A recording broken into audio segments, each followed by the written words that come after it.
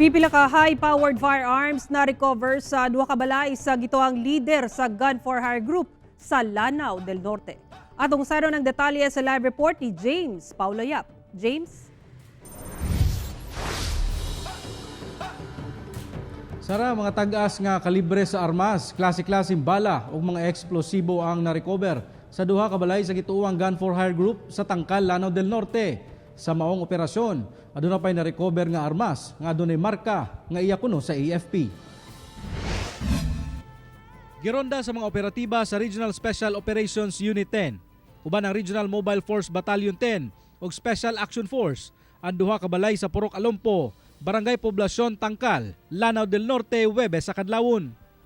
Armado og search warrant, girikisa sa mga otoridad ang duha ka balay sa suspect nga si Kabantog Alompo, kinsa ginatudlong leader sa newly identified Gun for Hire nga Kabantog Alompo Group. Doon na say warrant of arrest sa kasong murder ang igsuon niini nga si Madrigal Alompo nga sagad nagalihok sa probinsya sa Lanao Norte. So itong grupo na to, nagkikater dito, hindi lang talaga totally dito sa Lanao del Norte. Kaya napakaganda nito na nakuha agad natin ito, lalo na papasok yung elections. So Gun for Hire Group ito sir, newly identified lang. Na-recover atol sa maong operasyon ang usa ka M16 rifle, M14 rifle, usa ka R4 automatic rifle nga aduna pay markang AFP property.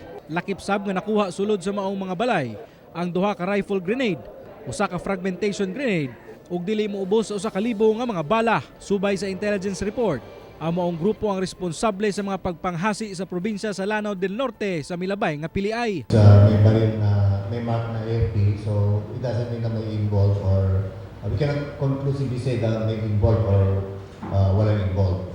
So far, maybe from the verifications na gagawin ng AFP, kasi nasabi na rin natin sa kanila yung serial number, maybe they can give their story. Mali mo, baka naagaw lang din sa kanila yung encounter. Nung kausap natin yung election officers dyan dati, na mayroon palang mga nangyari dyan, nung hindi pa tayo dito, na mayroong mga election na mga nag-failure elections dyan sa lugar nila. Which is ito na yung grupo na ito. Mapasalamaton sab ang kapulisan ngadto sa komunidad sa paghatag og impormasyon kanila mahitungod sa maong grupo. Samtang nagdumili na sa paghatag sa ilang komento ang mag-igsuong Alompo. Mag-atubang sila og kasong paglapas sa RA 10591 o illegal possession of firearms and ammunition ug RA 9516 o ang illegal possession of explosive device. Sara, giaghat karon sa otoridad ang tanan nga dili mahadlok sa pag-report kanila kung aduna may susamang grupo nga mamatikdan aron nga mahatagan din kini og aksyon sa kapulisan. Sara?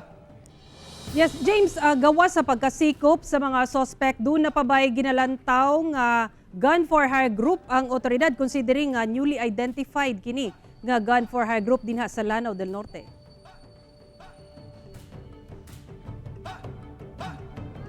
Yes, Sara, tama ka na, no?